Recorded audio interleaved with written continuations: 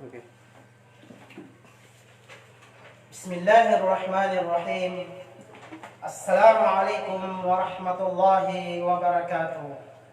Mga pagali nami siakan agama Islam, nyata no manam sa kano programa tano galayaman tano sa uman maya ba malulam oras siya sa Cairo alas 4 sa malulam sa gunaban to agay gay na ahad ika sa pulong dosyaw kano April nando ika 26 kano Shaban na di lumogat sa una pilagay doon na maumamanan so ulang-ulang Ramadan na kagina kamay to na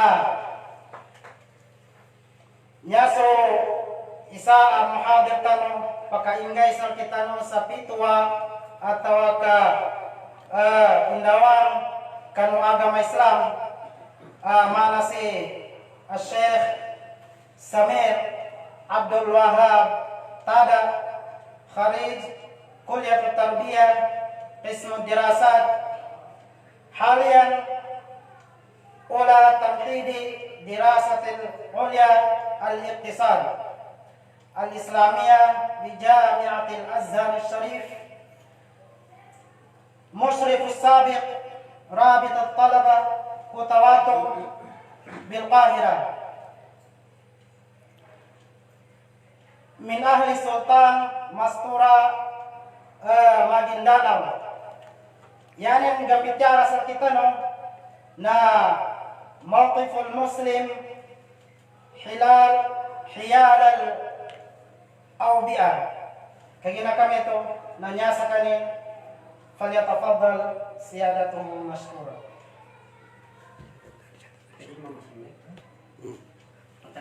Okay. Okay, dengan mic.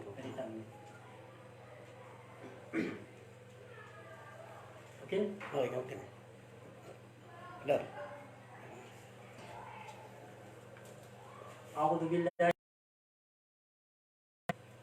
بسم الله الرحمن الرحيم الحمد لله الذي أنار قلوب عباده المؤمنين بنور الإيمان وزينه في قلوبنا وسهل لنا الأمور وجعل لنا يسرا والصلاة والسلام على أشرف الأنبياء والمرسلين وعلى آله وأصحابه ومن تبعهم بإحسان إلى يوم الدين أما بعد السلام عليكم ورحمة الله وبركاته.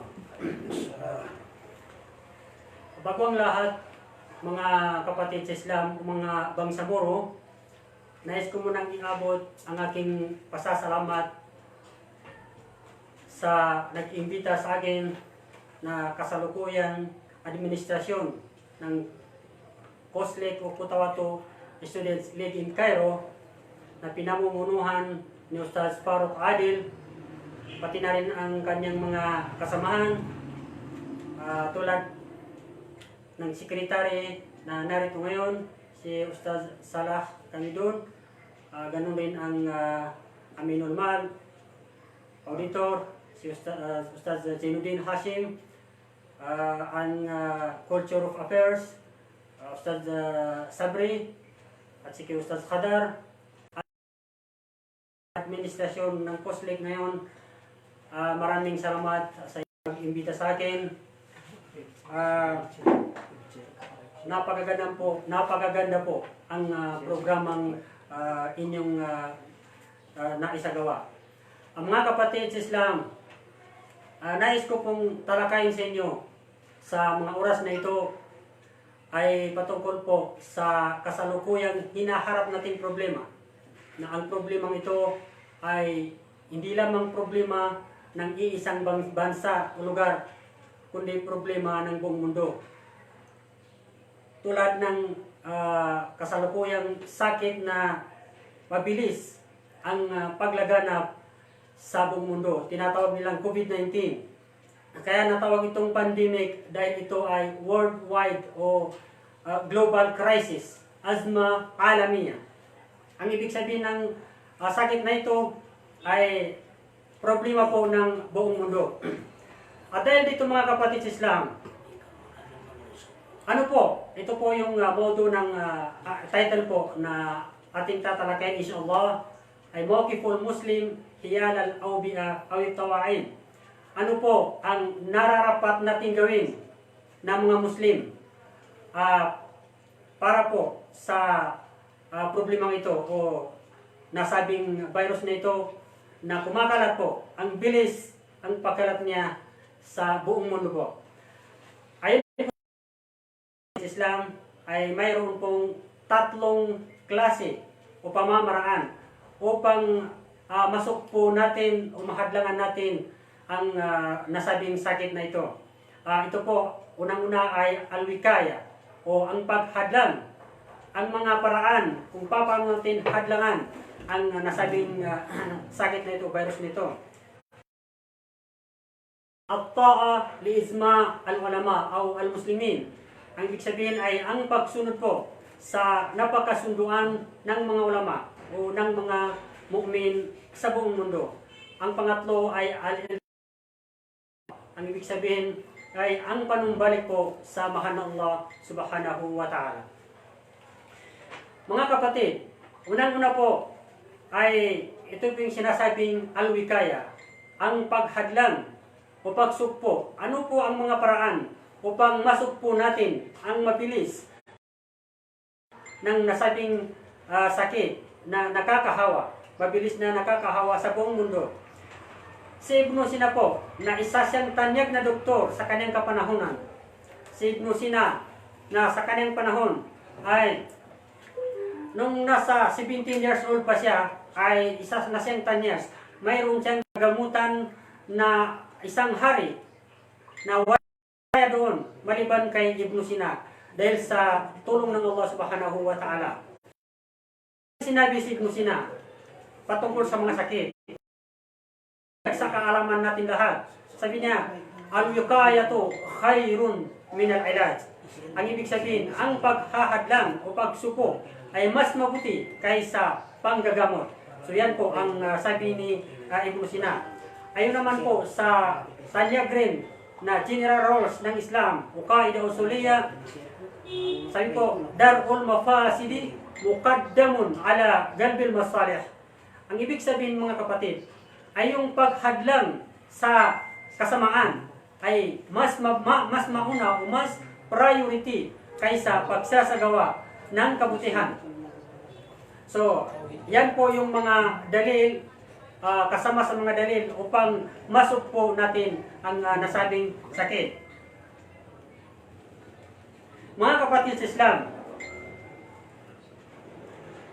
ang sabi ng Allah subhanahu wa ta'ala patungkol din dyan, sa surat Al-Baqarah, verse 195, Ba'da a'udhu billahi minasyaitanir rajim, wala tulqu bi'aydikum ila tahluka.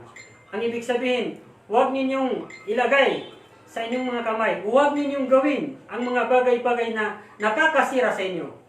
Yan po ang ibig sabihin ng verse na yan. So mga kapatid sa Islam,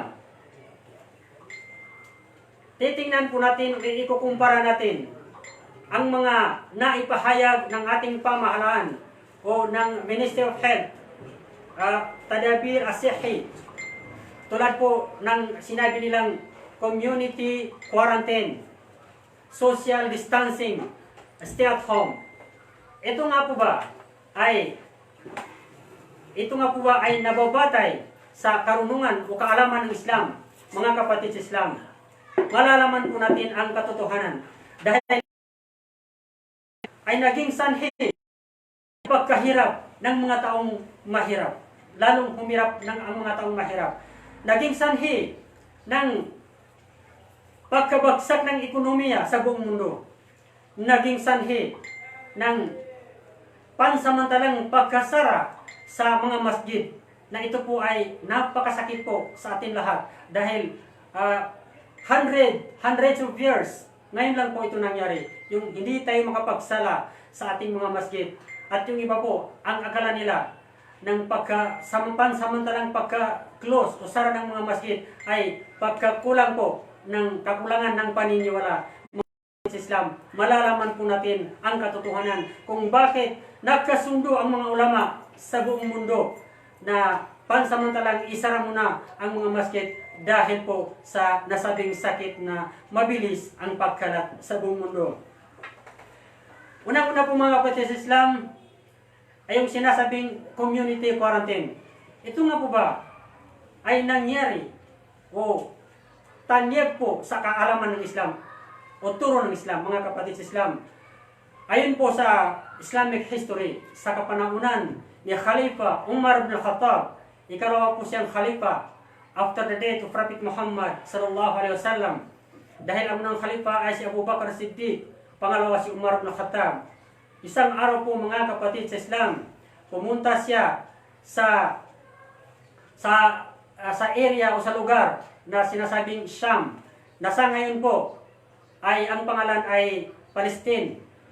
Palestine po, Sham ngayon ay Palestine po sa ngayon. Palestine, Lebanon, Syria at saka Jordan. Yan po ang Sham. Subalit, si Umar ibn Khattab, dyan siya pumunta sa bandang Palestine dahil andyan po si Abu Ubaidah bin Jarrah sa panahon yun. Nang dumating po si Umar ibn Khattab sa lugar na yon, sa Palestine, na noon po, sa panahon ng Roman Empire, ang lugar po na yan ay Nicopolis ang pangalan. Subalit nang makuha ng mga mujahidin o mga sahaba, ay pinalitan nila ng pangalan na ang pangalan ay Amwas. Kaya po ito natawag na Taon al-Amwas. Ang ibig sabihin ay yan po yung lugar na pinangyarihan ng virus ay Amwas. So, kaya po tinawag na Taon al-Amwas. Sa madaling salita mga kapatid sa Islam, nang dumating si Umar ibn Khattab doon sa boundary ng nasabing lugar o Palestine, may nakapagsabi po sa kanya na ang lugar na yan ay kasalukuyang mayroon silang problema o mayroon pong taon o nasabing virus. So nang malaman ni Umar ibn Khattab, nagkaroon siya ng consultation sa kanyang mga kasamahan, sa mga muhajirin at sa mga ansar. Ang mga muhajirin po ay yung mga taong nagmula sa Makkah papuntang Madina. Yung mga ansar naman po ay yung mga taong taga Madina. Nagkaroon siya ng consultation kung ano po ang dapat gawin. Tutuloy ba sila doon sa lugar na yun kay Abu Ubaidah bin Jarrah o hindi sila tutuloy? Subalit mga kapatid sa Islam, nakakaiba po sila ng kuro-kuro o pananaw. Ang iba po sabi nila, tutuloy po tayo dahil yan ay mga kasamahan natin. Yung iba naman mga kapatid, sabi nila, hindi po tayo tutuloy. So at dahil doon, nakapagpasya si Umar ibn Khattab na huwag na lang tumuloy. Subalit po mga kapatid, nang malaman ni Abu Ubaidah bin Jarrah na hindi po sila tutuloy, sinabi po ni Abu Ubaidah kay Umar ibn Khattab, O Amirul Mu'minin, bakit po kayo hindi tutuloy? Bakit po kayo hindi tutuloy? Sabi ni Abu Ubaidah bin Jarrah, sabi niya, iiwasan mo ba ang kapalaran itinakda ng Allah subhanahu wa ta'ala? Ang sabi naman ni Umar ibn Khattab, hindi ko sabi niya iiwasan, subalit aalisan ko ang isang kapalaran na itinakda ng Allah at papunta naman ako sa ibang kapalaran rin na itinakda ng Allah subhanahu wa ta'ala. Dahil dyan mga kapatid sa Islam, nang marinig ni Amr ibn al-As, sinabi ni Amr ibn al-As radiyallahu anhu, sabi niya, mayroon akong natatandaan na sabi ni Propeta Muhammad sallallahu alaihi wasallam. At ang sabi niya, "Idza sami'tum at-ta'una bi ardin fala tadkhuluha. Wa idza waqa'a bi ardin wa antum fiha fala takhruju minha." Muttafaqun alaihi. Ito po ang sabi ni Amr bin al-As. Sabi ni Propeta Muhammad sallallahu alaihi wasallam, kapag marinig ninyo ang nasabing sakit na lumalaganap o virus sa isang lugar, huwag kayong tumuloy, huwag kayong pumasok. At kapag ito naman po ay kasalukuyang mangyayari sa inyong lugar, huwag po kayong lalabas. Ang hadis na ito mga kapatid ay muttafaqun alaihi. Ibig sabihin napakasunduan ng 6 na mga pahahadis. So ang ibig sabihin mga kapatid, napakalakas po ang hadis na ito mga kapatid. So andoon po yung community quarantine. Yung sabi ni Propeta Muhammad na wa idza waqa bi ardin fala takhruju minha. Ibig sabihin, kapag ito po ay mangyari sa inyong lugar, huwag kayong lalabas. So, tama po yung ginagawa ng ating mga pamahalaan, o sa buong mundo, na kapag ikaw ay nasa isang lugar, hindi ka nila papayagan na makalabas dahil upang masok po ang paglaganap ng nasabing sakit, mga kapatid sa Islam. So, ang ikalawa po, ang sinasabi nilang social distance. Ito po ba ay nangyari rin ba, mga kapatid sa Islam? Itutuloy natin yung kwento kanina. So, dahil sa hindi na nakatuloy si Umar ibn Khattab, hindi na sila tumuloy. Sa panahon yun, maraming namatay na mga sahaba, mga kapatid. Kasama na doon si Abu Ubaidah ibn Jarrah. Nang masahid si Abu Ubaidah, nakapalit sa kanya si Muad bin Jabalin. Subalit, nasahid rin si Muad bin Jabalin. At umabot ng more than 25,000 ang mga sahabang nasahid sa mga panahong iyon. So nang makapalit si Amr ibn al-As, mga kapatid sa Islam, sinulatan siya, ayon sa ibang riwaya, sinulatan siya ni Umar ibn Khattab na umalis sa kanilang kinaroroonan at pumunta sila sa bundok upang maiwasan ang nasabing sakit. So balik, mga kapatid, naisip ni Amr ibn al-As na ang sakit na ito, kapag dumadami, kapag ito ay dumadami, mga kapatid sa Islam, ay lalong umaapoy. So, naisip niya na pumunta sa kabundukan o sa bundok at maghiwa-hiwalay doon. So, ibig sabihin, pumunta sila sa bundok na hindi sa isang lugar lamang, isang bahay. Naghiwa-hiwalay sila sa kabundukan. So, at dahil doon sa kanilang pagpunta sa bundok, mga kapatid sa Islam, after 3 days, sa loob ng 3 araw lamang, alhamdulillah, ay natapos na rin ang nasabing sakit na lumalaganap o virus na yun, mga kapatid sa Islam. So, nandoon po yung sinasabing social distance na sa ngayon po ay ginagawa natin. Yung sinasabi naman nilang stay at home, manatili sa bahay, ito rin ba ay tanyag rin sa kalaman ng Islam, mga kapatid sa Islam? Ito po ay ayon sa hadis ni Aisha Ummul Mukminin radhiyallahu anha, qalat sa'altu Rasulullah sallallahu alaihi wasallam 'an at-ta'un fa akhbarani Rasulullah sallallahu alaihi wasallam annahu kana 'adaban yab'athuhu Allah 'ala man yasha'u faj'alahu rahmatan lil mu'minin falaysa min rajulin yaqa'u at-ta'un fayanqutu fi baytihi sabiran muhtasiban ya'lamu annahu la yusibuhu illa ma kataballahu lahu illa kana lahu mithlu ajri shahid. Akhrajahu al-Bukhari. Ayun po sa naisalaysay ni Aisha Ummul Mukminin, mga kapatid, ang sabi po niya na Propeta Muhammad sallallahu alaihi wasallam ang patungkol sa sakit na ito o virus. Ang sabi po ni Propeta Muhammad o naikwento po ni Propeta Muhammad ang patungkol po rito, mga kapatid Islam, ang sabi niya ay annahu kana adaban yab'athu Allah ala man yasha. Ang ibig kong sabihin, katotohanan, sabi ni Propeta Muhammad, na ito po ay isang kaparusahan na ipinapadala ng Allah subhanahu wa ta'ala sa sino mang kanyang magugustuhan. Subalit, mga kapatid Islam, faj'alahu rahmatan lil mu'minin. Ito naman po ay isang biyaya sa mga taong mu'min. So, ito po ay biyaya po sa mga taong mu'min. Paano po nagiging biyaya, mga kapatid sa Islam? Ang sabi ni Propeta Muhammad, karugtong ng hadis nito, falaysa min rajulin yaqa'a at-ta'un. Ang ibig sabihin, kasalukuyang nandoon siya sa lugar na pinanyayarihan ng virus. Fayamkutu fi baytihi. Nananatili siya sa kanyang bahay. Ito na po, mga kapatid, yung stay at home. Fayamkutu fi baytihi. Nananatili siya sa kanyang bahay.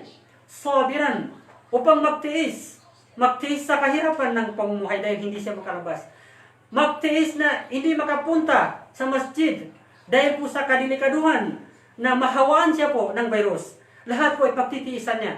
Muhtasiban, nangangarap na makakaroon ng reward sa Allah subhanahu wa ta'ala. Nangangarap na maalis na ang nasabing sakit na ito, mga kapatid. Ya'lam annahu la yusibu illa ma kataballahu lahu. At alam niya na walang makakatama sa kanya maliban sa kung ano po yung itinakda. Yun po ang masamang makakatama sa kanya ay kung ano yung tadhana. Illa kana lahu mithlu ajri shahid. Ang ganung tao, mga kapatid, ay mayroon siyang gantimpala mula sa Allah subhanahu wa ta'ala ng katulad ng gantimpala ng taong nasahid. Masya Allah. Masahid ka man, mamatay ka man sa nasabing virus o hindi, ang gantimpala o reward na matatamo mo mga kapatid ay katulad ng reward ng taong sahid. Ano pang hinahanap natin mga kapatid? Yung pumunta ka sa muski, tapos natatakot ka na baka ikaw ay mahawaan. Tapos nandito ka naman sa bahay, magsala ka sa bahay, magjamaa ka sa mga pamilya mo, makakaroon ka ng reward na tulad ng reward ng nasahid. Kung gantimpala lang ang hinahanap natin mga kapatid sa Islam, napakalaki pong gantimpala, ang gantimpala ng tulad ng mga taong nasahid, mga kapatid sa Islam. So, ayan po mga kapatid sa Islam. Ang ibig sabihin mga kapatid sa Islam, itong sinasabing community quarantine, social distancing, stay at home, na naipahayag ng ating pamahalaan o Ministry of Health, iyan po ay sang-ayon po sa kaalaman o turo ng Islam, mga kapatid sa Islam. Tayo po ngayon ay gumagamit tayo ng mask dahil sabi ng mga doktor, ang ating mga hininga, breathing, ay dyan po, nagdadala po siya ng marumi, nagdadala ng germs. So, kaya minsan, kung tayo po, kailangan po nating mayroong mask dahil kung tayo po, falauzubillah, ay mayroong virus para hindi natin mahawaan ang ating kasamaan. Kung wala naman tayong virus para hindi tayo mahawaan. Yan po ang after po ng paglagay ng mask. Yan po mga kapatid sa Islam. Ayon sa hadis ni Ibn Abbas, Ibn Abbas radhiyallahu anhu, anan Nabi sallallahu alaihi wasallam, naha an yutanaffasa fil ina'i aw yunfakha fihi. Ang ibig sabihin mga kapatid sa Islam, ipinagbabawal ni Propeta Muhammad sallallahu alaihi wasallam ang paghinga sa isang panlalagyan tulad ng baso na may tubig, tulad ng plato na may pagkain. Pinagbabawal po. Bakit? Kasi po yun nga po. Halimbawa, pag iinom ka ganito, tapos hindi ka pa nabusog, hihinga ka dito. So pinagbabawal po yun. Dapat po pag uminom ka, gusto mong huminga, ilagay mo muna, maghinga ka, iinom ka naman uli. Ganun po yung mga adab po. So, bakit po? Dahil yung ating hininga ay may sumasama doon na marumi. So, so yun po ang dahil pasensya na mga kapatid Islam kasi nahulog po yung mobile natin, pero alhamdulillah la kulli khair. So, yun po mga kapatid.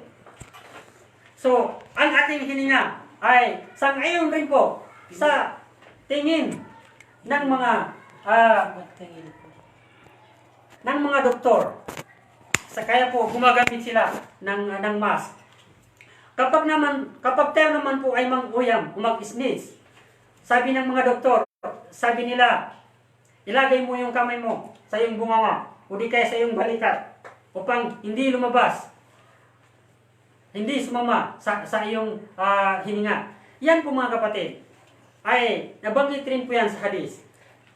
Ang sabi ng Propeta Muhammad sallallahu alaihi wasallam, "Idza atasha ahadukum falyada kaffayhi ala wajhihi, falyada kaffayhi ala wajhihi wal yakhfid sawtahu."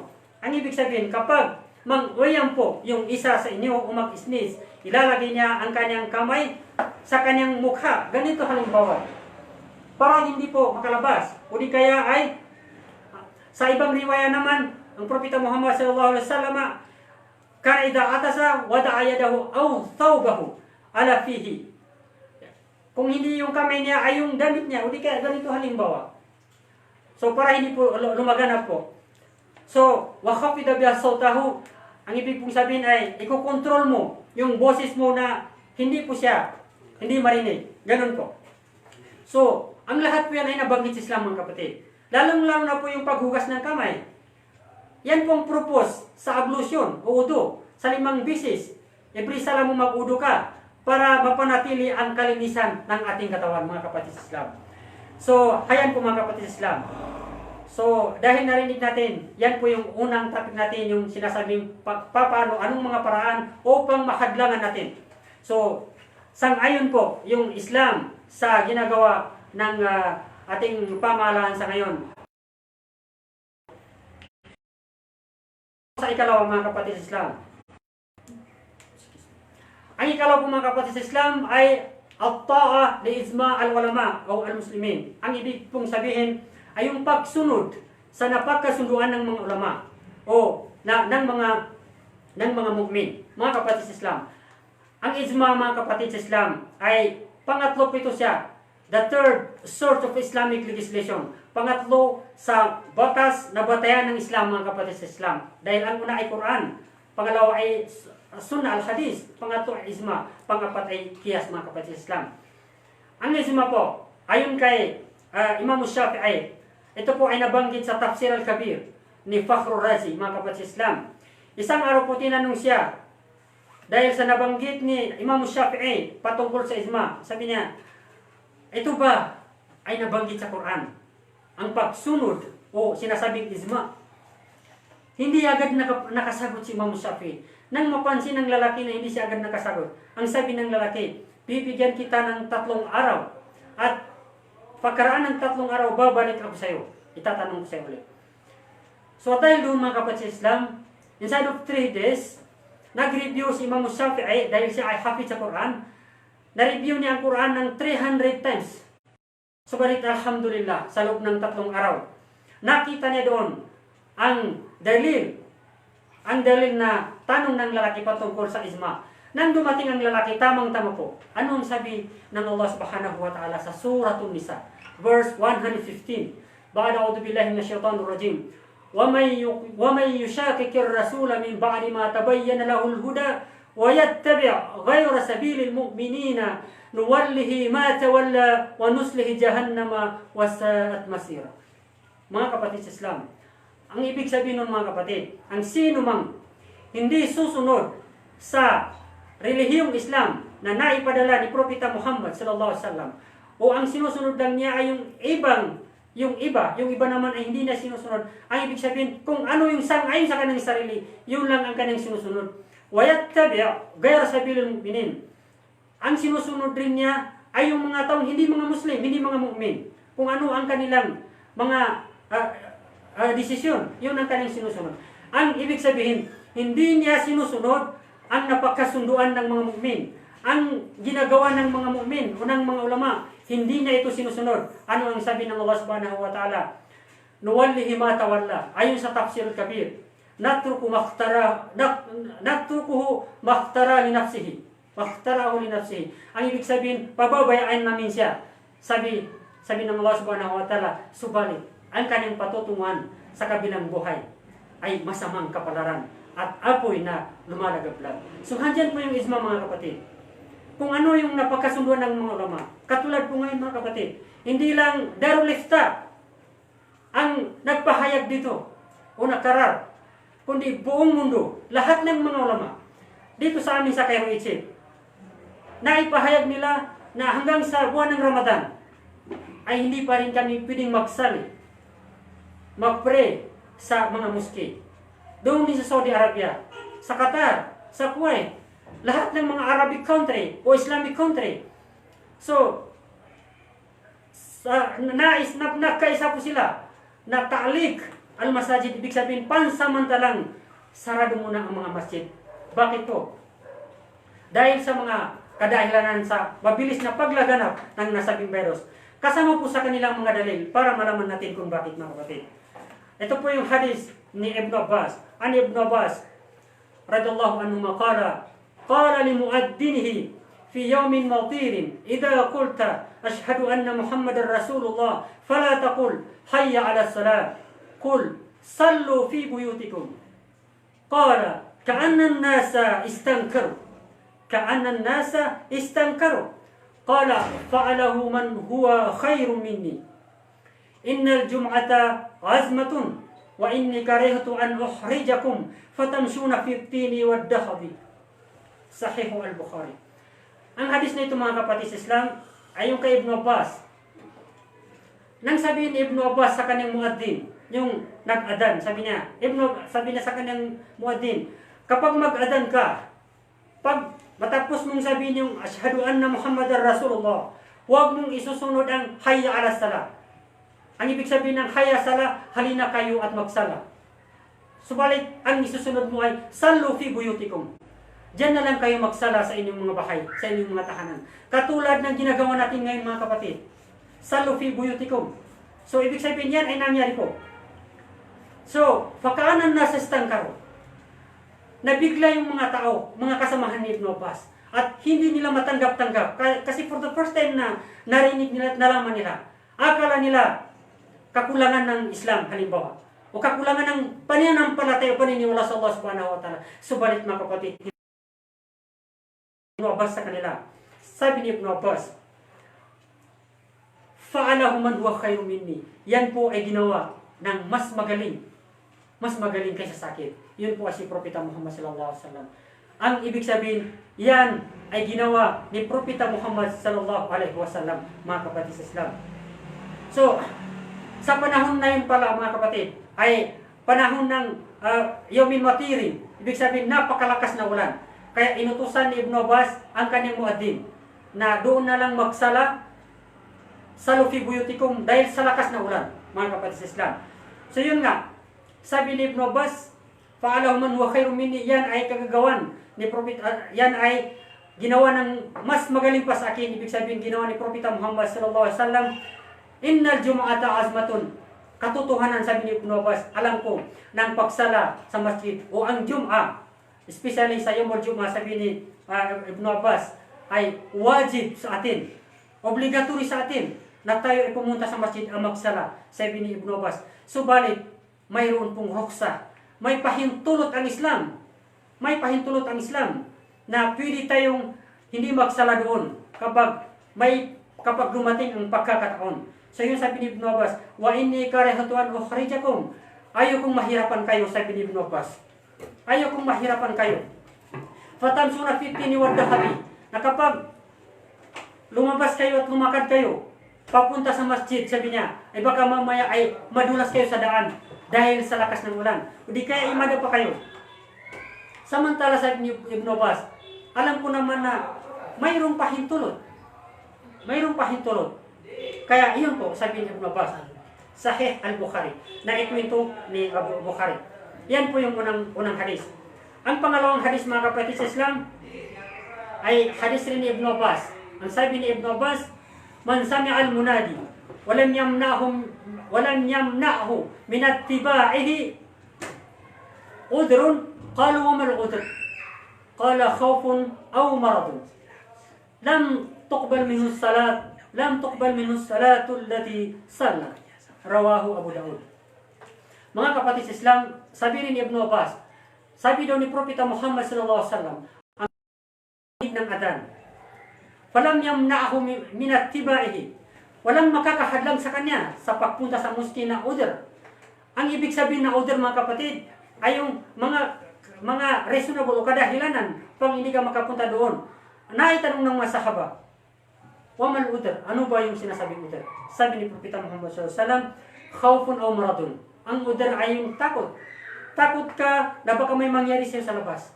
Takot ka na pag lumabas ka, baka papatayin ka ng sinuman kung may kalaban ka. Tulad ngayon, takot tayo na pag lumabas tayo, pumunta tayo sa masjid, mahawaan tayo ng sakit.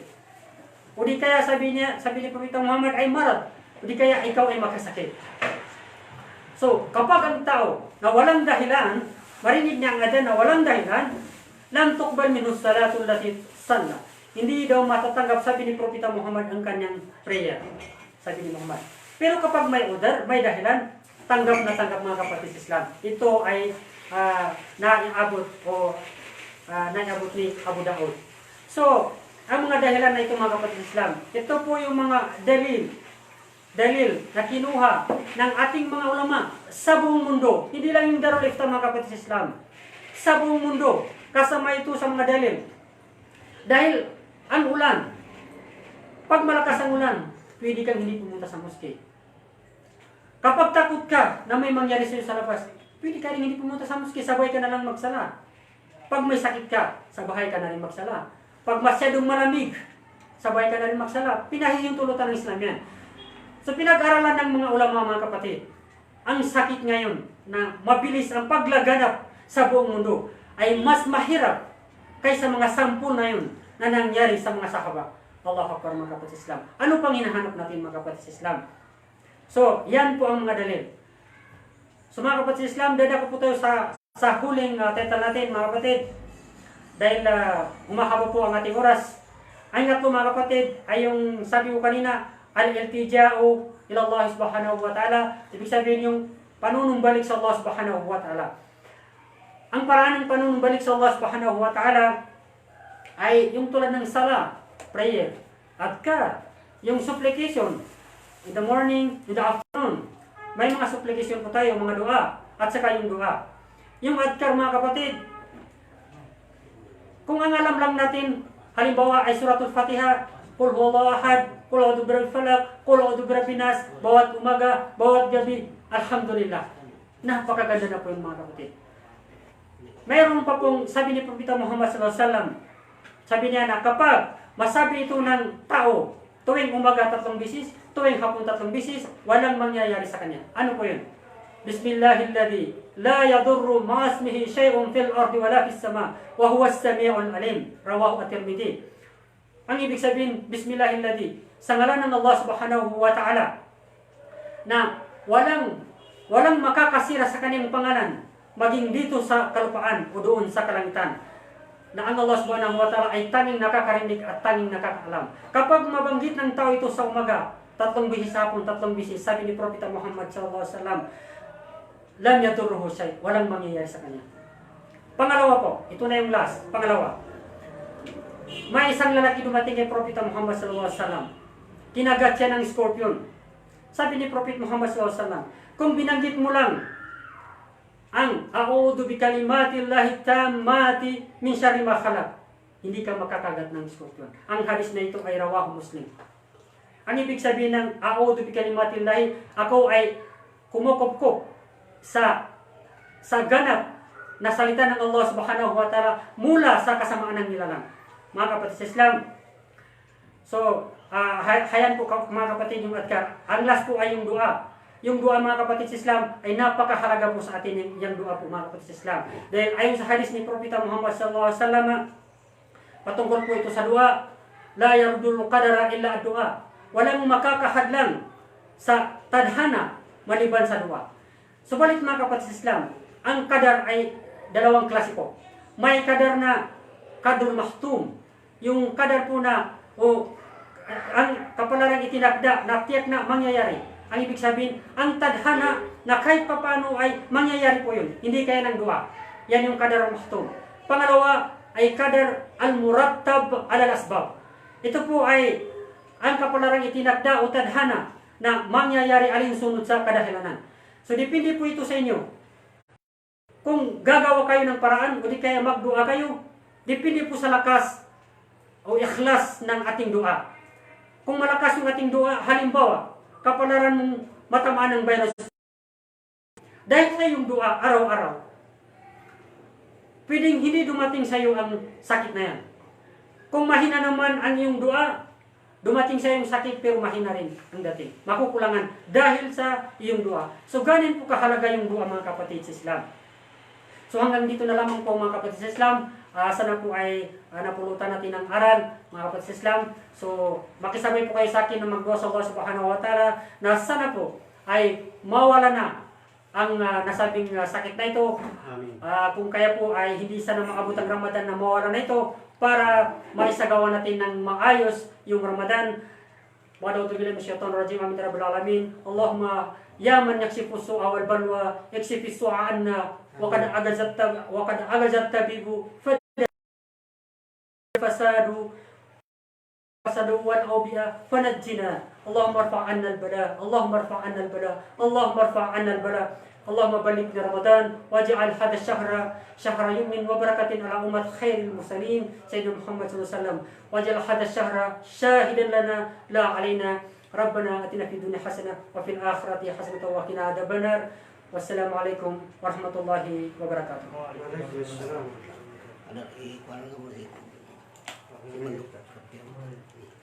Waalaikumsalam warahmatullahi wabarakatuh. Tudang ba so muhadir tanong si Sheikh Samir Abdul Wahab Tada ang nakanggay sa kita no sa panduan no agama Islam. Ya tanong pangalan sa Allah Taala na adan makuatan ulang aguna sa kanu langon unang bityalan ningan pasal kita no apan tagbun sa kanu nyaba ganggula-ulatan no sitwasyon tano sa kanu nyaba katitimpuan kagina kami to na sapsa nya sumandob tano na basi kalau adan makatambilin atau ka makaumanin sa kanu nya programa tano na nya kain samaya tanggay tano sa kanin so microphone siya Chef Abdul Wahab Kawilan. Sakan be.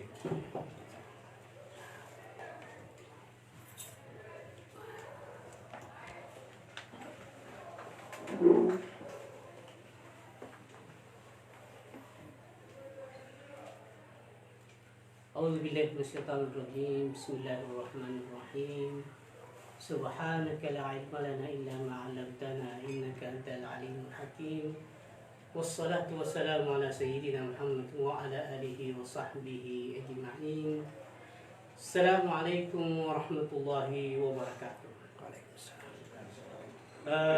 Syukuranku isulod ko untuk nasaraki ki Syekh Samir sekarang tu ang pitiyala balasan sa kanina Allah Ta'ala nando sulang kanu pakikinag pagkailay sa kanunya ba ang mga programa amapya kagila kami ito mga pagari namin na niya ba'y sakit na rin ang bitiyala atau kana kumusal kita nung nasutaw ang makasabot sa kanu agam Islam na di man kabagwan sa miyaba ang makuma. Kaginapitan mo Allah Ta'ala kung siya sa dalang Quran وَلَنَبْلُوَنَّكُمْ بِشَيْءٍ مِنَ الْخَوْفِ وَالْجُوعِ وَنَقْصٍ مِنَ الْأَمْوَالِ وَالْأَنْفُسِ وَالثَّمَرَاتِ وَبَشِّرِ الصَّابِرِينَ الَّذِينَ إِذَا أَصَابَتْهُمْ مُصِيبَةٌ قَالُوا إِنَّا لِلَّهِ وَإِنَّا إِلَيْهِ راجعون. Yan mana mga pag-ali namin at kapumbataan mo Allah Ta'ala niya na at mga timpo ni. Dagkana pa kang bago-bago ni. Tambupang kanuma sa timpo ng mga sahabat amya kung basakit atau kamapasan pansiya na di ka plagit ikabagla simbalian. Kaso Umar ibn Khattab radiyallahu anhu niyan kalami ilkalina tindig dingin siya law nada munadin yawmal qiyamati udkhulul jannata illa wahidan yani no ba umana buti ko Umar radiyallahu anhu kamunanawag sumalaikat Allah Ta'ala apapuludap sa surga saludap kan ulangon sa surga nyata biya di makaludap na sa katobo nati ko Umar ibn Khattab la zanantu annahu ana yaku anta pasaki bentubay di pakaludapan to sa ginakabagay kanina Allah Ta'ala mga pagari ko so Umar ibn Khattab anak timpuanin isakit anak ko masyaba sa Syama niya. Mito sa nalapit na ito, Palestine, Dimas, kanya sa Syria, Lebanon, inasakop yun sa sagunapan niya timpo. Na timpo ng Umar ay ikadua khalifa ng Nabi Muhammad sallallahu alaihi wasallam. Niyan kalani ikabagla simpanin na piyaso syaitan ay pagkagilakin. Uy, law saraka tarikan, saraka syaitan tarikan akhar. Upama kamu kisa sa timana kalsada, sa timana lalan, nalumong kita setan sa timana kalsada, asal dinimilay. So Umar ibn Khattab. Nangikalahan noon na pagali ko. Ikalanyarin mana, nakoma niya sa kita noon, nakalubi na palitaya. Kalubi na simba. Okay, na pagkarajyan ng Allah Ta'ala siya sa dunia ni. Sa kadupaman, yan pa ininggalong Allah Ta'ala. Mito ba sa katalon to, 5 timanan to, kapag kumasal kita ng batalo, taka pulisin tigo Allah Ta'ala na pamatalunan niya sa kanu. Wala nabluwannakum bisyay'in minal khawf ya pagani na gilik. Niya pa na ko masakita no nakaludap sa gilik. Na nakaludap niya ba sakitan niya akin ng gilik sa sakadunyad na niya. Na pwede niya abatalong Allah Ta'ala. Hoy, walyo magmuma nakanggutan su taw uget nakagina su umat Nabi Muhammad sallallahu alaihi wasallam niya iningin Allah Ta'ala yang kan Muhammad sallallahu alaihi wasallam na di mati na kang gutom i mga tao niya. Uy. sa lahong namatay na gutom. Way. Wa naqsim min al-amwal. Kay pedu itamu kataw. Nanyaba na po na sa sabunapon niya. Sebab sa di pagi segi bisnis, mga pantilyan, napat sa kagkulang na tamu na batalo ng Allah Ta'ala. Nakuha pa na sa kita no, mikulang ikaw nga na kayo. So mga niyog, so mga mangga na di bagunga, na pada bumeto abatalo ng Allah Ta'ala sa kita no. Okay, niya pa masakit, na niya masakitan niya. Anak ko masakitan no. Kagila kami ito, nayabara untong ataw, sa niya ba na kuma abatalo? Nayanin madalo, na inna lillahi wa inna ilaihi raji'un. Tayo din mga pagalit ko. Kakapatalo sa niya ba, kena ndoka pun pinatayan. Woi, kena pinandoka pinatayan ni katalo sa inna lillahi wa inna ilaihi raji'un. Kaya ina, lalo na makumasal ka batalo na yung kay pagkisal ka rin ng Allah Ta'ala. Ipagsalit ng kasal ka rin ng Allah Ta'ala. Sa yan kapatalo na, sa kita no, na sa Allah Ta'ala na mahal sa kita no, ganat no sa ka rin ng Allah Ta'ala. Nadakap polisin na utang pamandoda. Utang ng pamuli. Woi, naikan ka niya, mapamikin ka pagkali ko. Natigo Allah Ta'ala, ulaika alaihim salawatu min rabbihim rahmah. Bara untong nga tao, hindi matiyag ka na sakit. Di matiyag ka ng piyangin na batalo ng Allah Ta'ala. Makandun sa kanyang Allah Ta'ala. Ulaika alaihim salawatu min rabbihim. Yapit dalawang salawat aming kapun sa kanyang Allah Ta'ala na ampun, limu, nanulangon, umbalangan, o kalabihan ng geno Allah Ta'ala sa ka. Oy. Warahma. Limu, yan yapit dalawang limu, rahma. Nisyadong ba sa kapiyan. Yata no kataw, niyari mo piyari siya mo na nakarakilatamu. Kana ka batalo ikarakilatamu. Kaya pag-isang ka ng Allah Ta'ala, doon ka na pantiyari, doon ka panggaston. Okay da. Yadong pitamanan at kapiyan ang pamana rizki ng Allah Ta'ala. Anong katanurang ko katalo? Tigo katalo, tigin agyab tulo. Agyab tulin nas. Yabzulu nasihatahum min ajlil amwal. Bin agri kasbil mal.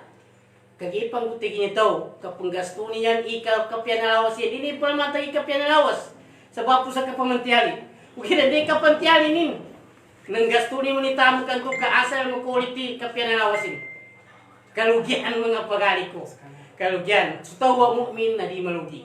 Apyan yun ni magkumalun na namapya, sulkanin. Kagila kami ito, napatsukurang ko, yung mga ali ko niya, susulod tanong niya, si Kagizin Hasim, nando subusrit tanong, si Sheikh Faruk Adil, nando sulangon ng mga taga-padanin niya, abay pagkamera niya, si Salahuddin Kamidun, nando sa mga taga-padanin yan, nabalasan ka ng Allah Ta'ala, mapiyabe niya bay, ulamin nung, iparkaragyan ba niya ba, kaya insyaAllah Ta'ala, namin kakatikapan sa mapya, maparihalan mo, na balas imakuha ng sa Allah Ta'ala. Siya po taman mga pag-ari ko sa kanong Islam. Wassalamualaikum warahmatullahi wabarakatuh. Waalaikumsalam warahmatullahi wabarakatuh. Kaya kami ito, pasyukuran namin. So, dua katawan niya muhadir tanong sa bahasa ng Allah Ta'ala silan. Sa yami ito na adi-adibu o kakwenta sa kuna. So, mga bitialan niyan ito ang mga mapya.